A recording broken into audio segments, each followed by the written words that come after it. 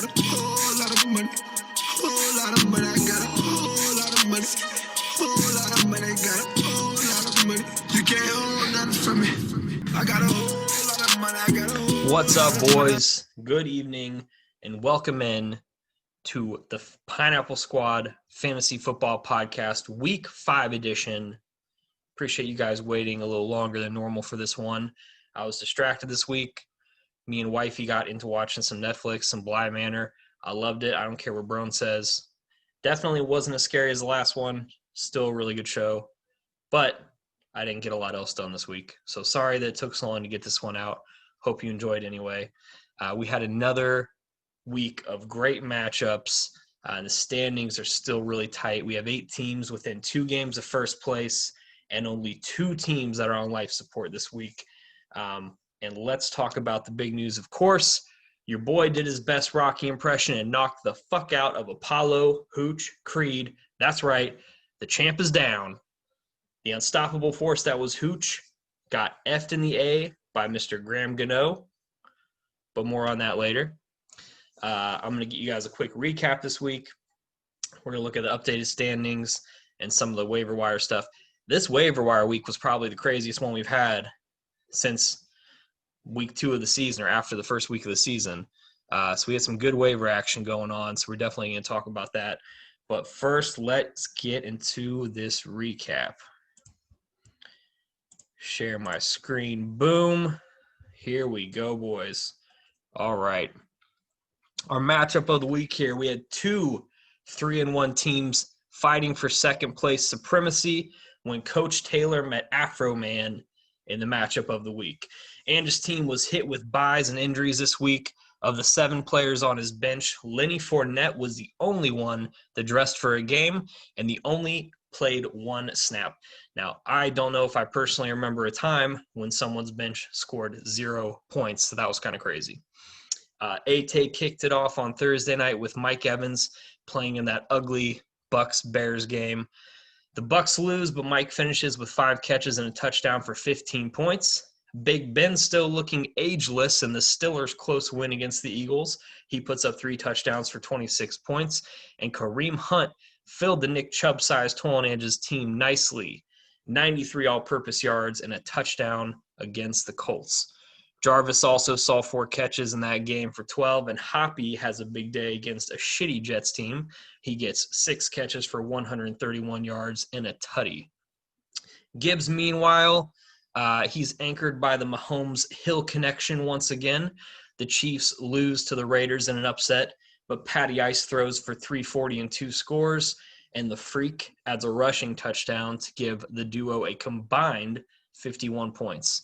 Emmanuel Sanders filled in nicely for the still sidelined Michael Thomas. He has 12 catches for 122 on Monday night. The Vikings look like the better team for most of their Sunday night loss to the Hawks, including Adam Thielen, who finishes with 80 yards and 2 touchdowns for 29. Mostert and Will Fuller both had 15 as well to give Gibbsy the not-so-close win in our matchup of the week. Han moves into a tie for first place. Ange drops to 3-2. Your final score here, 157 to 130. All right. Now, whatever that battle was between number 2 and number 3, the one we just talked about, this is the exact opposite of that. This was a contest between 2 one-win teams, each trying to be slightly less shitty than the other. If we're being honest, this was like watching the third stringers on a Pee Wee football team compete for a participation trophy. I'm, of course, talking about the epic battle between Pineapple and Skip. Now, we start with MJ, who just can't seem to find balance in his lineup. His top line performed well with Minshew, Josh Jacobs, and CeeDee Lamb all finishing with over 20 points. Jacobs earned his points with 2 touchdowns, and CeeDee gains 124 efficient yards on 8 catches. RJ2 and James Conner both had 15, but that was about it for Pineapple. Chark and Scary Terry each only finished with a disappointing 3 catches for 9 total points between them, and George Kittle had no luck with his backup quarterback, Beat Hard. On Pat's side, despite being ready to drive to Atlanta and murder Matt Ryan after his disastrous performance on Sunday, the rest of his team actually didn't do too bad. Miles Sanders carved up the Steelers' D for 80 yards and 2 touchdowns, and newly acquired Darius Slayton puts up 8 catches for 129 and 21 points against a shitty Dallas defense. The Browns were able to mostly contain Jonathan Taylor, but he did manage to get in for a touchdown to finish with 15. The 2 Henrys on Pat's team added 32 points, with Derek stiff-arming his way through MJ's heart on Tuesday night for 2 touchdowns and the victory. Skip wins a close one, 127 to 119. Next up, we have Bearman versus Banana. After a slow start to the season, Bear entered this week looking for his 3rd win in a row against a 500 Dream Team that was trying to get back-to-back victories for the first time this year. Let's start with Bear's team, and tell me if you see a theme here. Josh Allen, 19 points. Dalvin Cook, 19 points. A-Rob, 19 points. Robbie Anderson, 19 points. Hollywood Brown, 19 points. If you can have 5 dudes on your squad score 19 points, you're probably going to win that week. Josh Allen did actually look human this week. He threw 2 interceptions to go along with his 2 touchdowns. And although Dalvin Cook did have almost 20 points, he does end up leaving that game in the 3rd quarter and will miss this week as well. In other injury news, Bear loses Deontay after only 1 catch, and the Falcons, have the Rona, so Hayden Hurst might be in trouble this week as well. We definitely know Deontay is going to be out. However, Bear did leave 103 points on his bench, so he should be just fine. Banana Man, on the other hand, was a little thin this week with Aaron Jones and Kenny Golladay both being on a bye, and the news didn't get any better. In case you missed the gruesome replays all week, Dak Prescott's foot attempted to divorce his body with traumatic consequences. That was really nasty to watch. It reminded me of Gordon Hayward, the Celtics against the Cavs, when he was sitting on the ground and his body was turned one way and his foot was turned the other way. That's not natural. It was disgusting. So Dak unfortunately only managed 12 points before being carted off the field. DJ Moore continued his career year against the Falcons, hauling in 4 catches for 93 and a touchdown. And Jonnu Smith was the high scorer for Vin this week. He grabs 2 touchdowns on Tuesday night for 21 points. Neither one of the starting backs for the Dream could find the end zone, and CEH and Antonio Gibson finished with 11 and 10 points respectively. The Dak injury really hurt Banana, and Bear wins this one 126 to 100. Bear has now won 3 in a row, and Banana drops to 2 and 3. All right, next up we have who we have next up here. We have Boneless Mitch Benner against Brown's high-scoring Kenyon Diggets. I think in part because Hooch has been undefeated and Brown only had a 500 record prior to this week, we've been taking for granted the fact that this dude sneakily has the highest scoring team in the league. Brown is currently averaging a ridiculous 160 points a game, and in his 2 losses, his opponents had to score 174 and 155 to beat him. This week would be no different, as Brown once again gets a solid performance from everyone on the squad. Kyler Murray helped his team carve up the Jets with 380 yards through the air and 2 all-purpose touchdowns for 28 points. Cam wasn't able to find the end zone again, but he does play the slot receiver role perfectly, and he ends the day with 8 catches for 136 yards. All 3 of Brown's receivers look good. Calvin Ridley, Stefan Diggs each had over 100 receiving yards, and DK finds the end zone twice, and the Hawks win against the Vikings. Even Kenyon Drake, who had a disappointing day production-wise, managed to get a score and 13 points. The only downside for Brown this week was Chargers running back and R. Kelly's son, Josh Kelly, true story, who only manages 29 yards on the ground for less than 5 points. Now, over to Mitch's team, who honestly at this point just looks like a group of Civil War soldiers waiting to get their legs amputated. Mitch has had more injury issues than anyone this year, and his bad luck continued this week as Michael Thomas appeared as though he might be ready to play again on Monday night. That is, until someone on the Saints D apparently told him he looked like a black Muppet baby, and he hauled off and punched the dude. So, MT gets benched for the Monday night game, and Mitch's team continues to struggle. Deshaun looked good this week. He had 359 yards and 3 touchdowns against his 2 interceptions. He finishes with a solid 30. And Mike Davis continues to be a nice waiver wire surprise for Booz-Browski, filling in for CMC. He has 89 yards on the ground, 60 yards through the air, and 1 touchdown to also finish with 30. Mitch definitely going to be in trouble once CMC comes back and Davis loses that production. Unfortunately for Mitch, those two guys were literally half the points on his team. Darren Waller did find the end zone, and DJ was productive enough to get 12 points. But you had Bell with only 7 in his last game for the Jets. McKinnon only got 2.5. Traquan under 3 points. Overall, it was another disappointing week for Mitch, and he loses 173 to 120 and continues his search for that elusive second win. Brown, meanwhile, sneakily moves to 3-2 and might be the new team to watch. Now, the matchup you've all been waiting for. If you've ever seen the movie Miracle about the 1980 U.S. hockey team, this matchup, that was pretty much exactly what that was. I was the plucky upstart, good-looking American team going against the undefeated, unbeatable, slightly balding Russian squad. At first, I didn't think I had a chance, but then I remembered Coach Taylor's mantra, believe it, achieve it, see it, and I achieved it. I achieved it all over Hooch's medial patellar femoral ligament. Also, RIP Hooch's knee. Sorry about that, buddy. Hooch did have some big performances this week. Todd Gurley was a bright spot for a shitty Falcons team.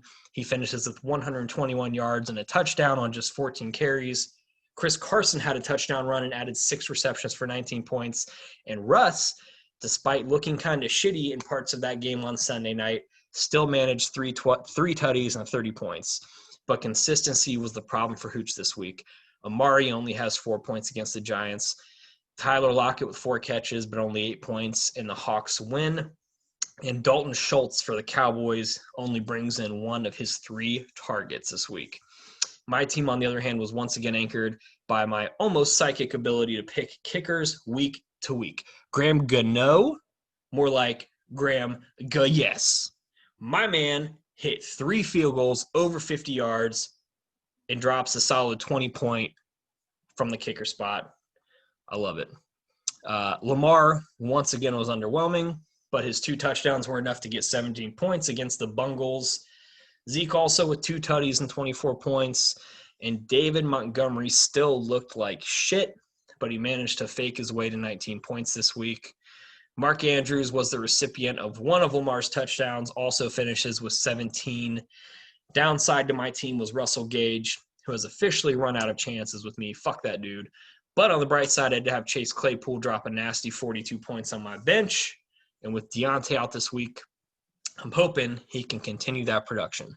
In conclusion, I do the impossible and defeat Goliath 137 to 117. You're all welcome. I did it for you. I did what no one else could. Clearly, by the transitive property, this means I'm the best team in the league. Just give me the trophy now. Thank you. All right. Now that we're through that, let's take a look at some of these updated standings here.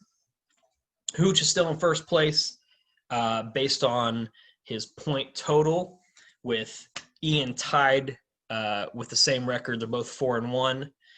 We have 3 teams at 3-2, led by the high-scoring Brown team of Kenyon Diggett, followed by Bear, who is on a 3-game win streak, which is about to end this week, and Andres 3000. I don't know if Andrew knows he's actually lost a game this year, because every time I talk to him, he says his team is still undefeated. So, I mean, I guess that's a good mindset to have, but, you know, he does actually have 2 losses. So someone might want to mention that to him at some point. And then, again, I said this was tightly bunched. With 2 wins and only 2 games behind first place, we have the Dream, myself, and Skippy. And then finally, the dumpster fires of the league right now, MJ and Mitch. Sorry, boys, that's rough. Let's look. And I got this a little bit different this week. I actually pulled up the free agent offers instead of just the recent activity, so we can take a look at how these were processed. Bear pays $32 to get his own player back, DeAndre Swift. He beats out Andrew, who bet 25. He beats out Brown, who bid 22. It looks like no one else bid anything for DeAndre because they were trying to be nice to Bear. Excuse me. Ian picks up Austin Hooper for $24, even though I don't think anybody else was trying to get him. So, I mean, whatever. You got the money, you might as well use it, right? I picked up Ryan Fitzpatrick for apparently $16 more than I needed to, but it doesn't hurt to have a backup quarterback who's in the top 10 in fantasy rankings right now, even though I know that's like fake, but I don't care. It's still good to have it. I also added Corey Davis for 16. MJ adds Travis Fulgham, who nobody had heard of before this week. So apparently he's worth $11. Nobody else bid anything on Travis Fulgham. I should go back and say I did beat out the Dream for Ryan Fitzmagic and also Pat, who bid $5 on that. Next up for MJ, we got Mike Williams for $11. Mitch, the only person he picked up was Mecole Hardman for $5. Pat does get another quarterback in Jared Goff, and Vinny Bananas does get a quarterback in Ryan Tannehill for only $1 there. That's not bad value. Who else? Brown grabs Gus. These are all $0. Brown grabs Gus Edwards. Ian picks up Mason Crosby, and the Dream also picks up kicker Jason Sanders. That is your waiver action. I didn't really do a matchup of the week before, so let me do a quick look at this, and I'll just tell you guys who I think the matchup of the week is going to be. I completely forgot about that. Let me see what we got here. I'm going to tell you what the matchup of the week is right now. I don't even have to look through the whole list. I got it right now. We got Brown, who is sneaky good, against Clint, who might be fake good. We're still not sure. That's my matchup of the week. Brown, this is the Steelers and the Browns, right? This is the Steelers and the Browns. You had the Steelers undefeated. That's how Hooch was last week, undefeated, looking good, looking like no one's going to beat them. The Browns with the one loss coming up. People think they're good, but they haven't really played anyone. High-scoring offense. Their defense sucks. This is what this is. You got the Steelers and the Browns. You got the 69ers and the Browns. Boom, matchup of the week. I'm going to say give me Brown to win this one. His average score right now is unreal. He's averaging 160 points a week. The dude is the only team that has over 800 points scored total. Give me Brown to win that matchup of the week. That's going to do it for me this week, guys. Again, thank you so much for waiting for this one. Sorry it took so long to get out. Love you guys. Good luck to everyone except Bear. Suck it, Bear. I'm coming for you. And when I win this week, I'm going to take your win streak away, and I'm going to take Lucy. So deal with it. Love you guys. Have a good weekend. Peace. Let me put a little raise in. Whole lot of money. Whole lot of money. Got a whole lot of money.